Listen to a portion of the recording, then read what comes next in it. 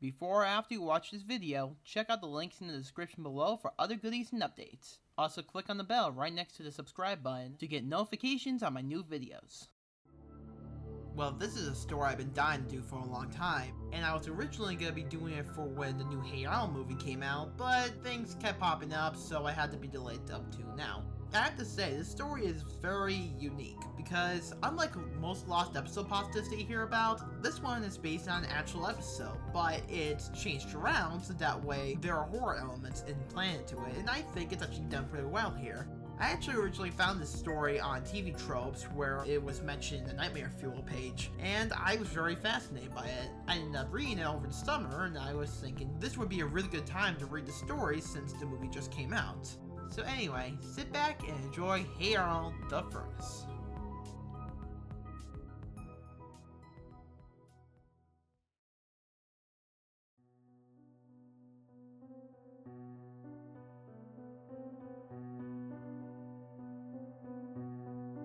I grew up as a child in the 90s, and my days after school were filled with Nicktoons. Flash forward 15 years or so, and I am browsing the movie section at a local Walmart, when I am hit with a wall of nostalgia. Sitting on the shelf is the complete series of Hey Arnold. I have a shady job, however, and they want $20, which in my mind just translates 2 hours of work. I decided to be incredibly cheap and instead go home and YouTube some episodes to satisfy my urge to remember when times were simple. It was a mistake I wouldn't soon forget. I got home, popped some popcorn, powered up my laptop, and began search. With a simple click, every episode lay before me. Satisfied, I began to watch, episode by episode. It was well late at night, and I was about to close the laptop when I noticed a video on the suggested video list that simply read, Hey Arnold, LE. Sure, that LE must have stood for Lost Episode or something. I clicked on the video, excited to see an episode I never had before. At the time, I didn't see any problems. After all, those stories of people seeing terrifying lost episodes of their favorite shows were just stories. Right? When the page opened, it said in the box that the video had been removed, with that half-assed sorry, not sorry, frowning red box staring at me. Very curious at this point, I scrolled down to the comment sections for clues. There weren't that many views, so unsurprisingly, there were only a few comments. The first two, more or less, expressed horror and confusion as to what they had just watched, but the third comment caught my eye. It was from the original poster of the video, and he explained that the video had been removed, but it could still be watched on his site, and provided a link. I always have fear of those believing it would be a virus, but with pounding curiosity getting the better of me, I decided to click anyway. It led me to a site of which I can't remember the name. It seemed typical, basic layout with tabs and ads. In the middle, however, was a small box to click on with a player. I clicked, and the video went full screen and began to play. I began to ease from my paranoia and sit back as I thought I was going to have a chapter of cartoon memories added to my collection. I had no idea what followed was nothing short of terrifying, and would rock me to the very core. The video started out with a simple text that read, "What you are about to watch is what the creators of the hit show Hey Arnold intended to be the original series finale.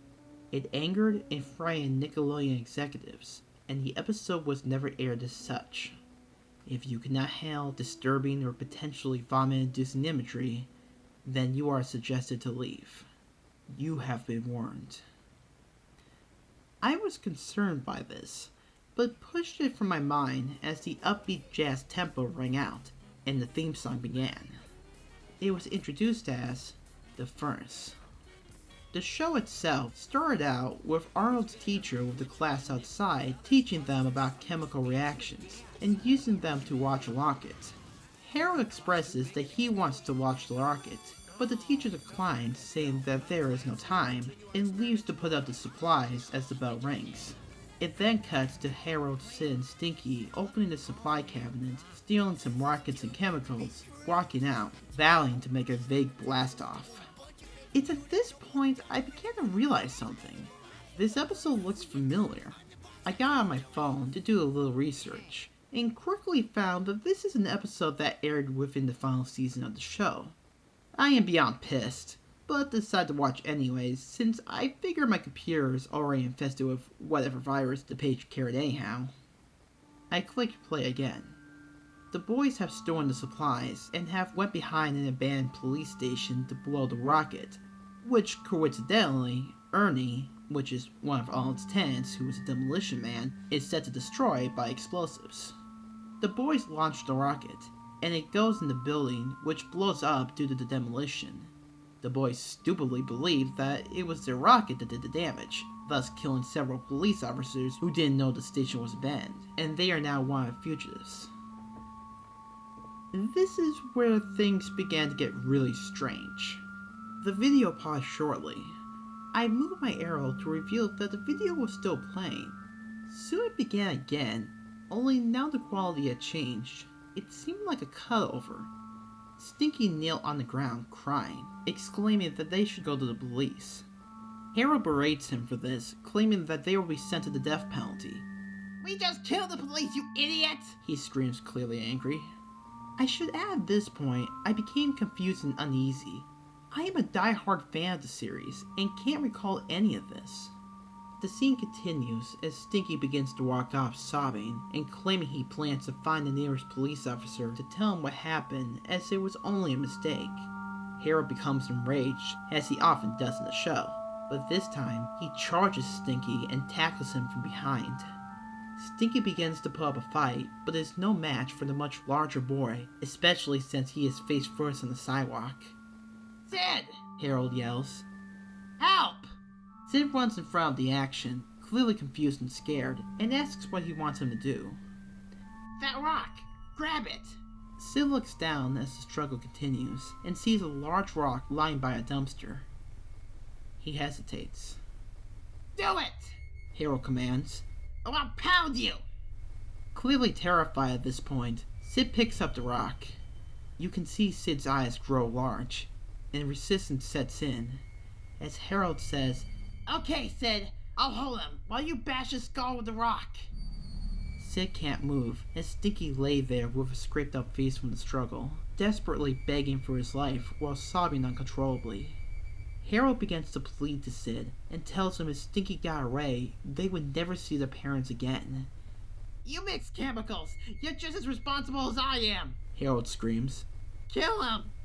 Sid drops to his knees, brings the rock above his head, and begins to bash Stinky's brains in.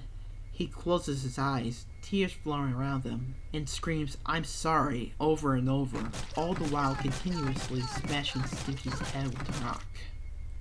He brings the rock down one last time. He sits back, chin tucked down pure guilt, as Harold breathes heavily, finally able to rest on top of the lifeless body below him. They sit there in a moment of silence, when Sid simply whispers, "I'm sorry." They hear police sirens in the background, and not knowing it's unrelated to them, Harold begins to panic. Sid, still crying, begins to ask frantically what they should do.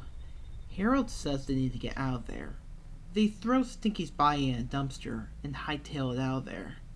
They run until Sid sees what he believes to be their salvation, Arnold's house. They climb in through a window that drops into the basement. They scramble around and hide when they hear the door at the top of the stairs open. Harold hides behind some boxes, and Sid hides beside the stairs. He sits with his knees up to his chest and head between knees as he feels broken. Arnold comes through the door, exclaiming to his grandpa that he is going to do some laundry, and begins descending the stairs, not knowing that he is not alone. He reaches the end of the stairs and hears something behind him. He turns to find Sid sitting there crying with his head between his knees. Arnold appears confused and a little on edge. "Sid?" Arnold asks. "Is that you?" "We killed him, Arnold," Sid says softly in a whimper. "We killed Stinky and left his body in the garbage. No God will forgive us now." Clearly in shock and scared out of his mind, Arnold is unable to call for help. Then he hears it. Footsteps approach him from behind. and then rage-induced breathing so close he can almost feel it as the footsteps cease. He turns slowly and stares into the eyes of Harold, who beams down on him with irritation and anger. It changes to the next scene to Arnold being tied to a chair with duct tape around his mouth as you hear the upstairs door opening. You can see the fear in his eyes as muffled screams desperately try to escape the tape. Grandpa comes down the steps and, probably due to some senility as often played on in the show, believes Arnold is just playing a game. He talks about the game and he laughs as he exits out the door, laughing about the imagination of youth, as Arnold struggles against his restraints and mutely screams for his life to deaf ears. He has no idea it will be the last time he'll see his grandson alive, just playing a game. Out on the back, you can see the boys exit from under the staircase. It cuts to a point of view from Arnold as he stares into the dimly lit basement. Sid and Harold exit the shot from each side and stare down at Arnold. Sid looks scared as he shakily asks Harold what they would do. Harold looks at Arnold with the same angry look on his face and says, "I'm sorry, Arnold, but no one is sending me to jail." The screen goes black. It opens with a down shot of the basement as Harold closes the door to the furnace. The chair sits empty now, with the rope cut up and lying on the floor. Some blood is on the chair and floor around it. Sid kneels on the ground, absolutely crying. "How can we do this? They were our friends!" Harold appears to feel a little guilt as he explains to Sid that they had to do it or they would have been locked up. The next little bit of the show is a mashup of Sid crying, Harold pacing around wondering what to do, and Sid looking at a knife of Grandpa sitting on the workbench with almost a look of acceptance on his face. It is then you hear a slicing sound, and worried, Harold rushes over and looks beside the staircase. There, leaning against the wall, is Sid, with his throat slit in a gruesome suicide. Harold looks at the scene in shock at first, and then spiteful determination, as he claims to his dead friend, "Fine, I'll do it alone then." He then hears loud conversation coming from upstairs just beyond the door, and worried it may be someone inquiring about Arnold as he sneaks up the stairs to listen. But no mention of Arnold is made. Instead, he hears Ernie bragging to the tenants about how he had blown up an old abandoned police station earlier that day. It took a minute for Harold's dull mind to register it. Then the tears began. His head flooded with guilt as he realized he murdered 2 of his friends that day and lost another simply due to a misunderstanding. He walked down the steps and sat on the last one. He hung his head in pure shame. The next scene opens to an over-the-shoulder view of Grandpa as he opens the basement door. He shouts to Arnold that dinner is ready, and gets no response, as he notices the chair at the bottom of the stairs is empty. He descends the stairs, and when he gets closer, notices the rope and blood surrounding the chair. He finishes his descent fixated on the chair, and stands next to it, staring in confusion and worry. He double glances around the room, looking for Arnold, when his eyes fixate on something a few feet in front of him. It's Harold, hanging from the ceiling, swaying back and forth ever so slightly. Grandpa moves towards Harold in shock, unable to express any emotion. As he nears him, he puts his hand up to touch Harold, almost as if he is unsure what he is seeing is real. Before he touches Harold, he notices something behind the boy and to the right.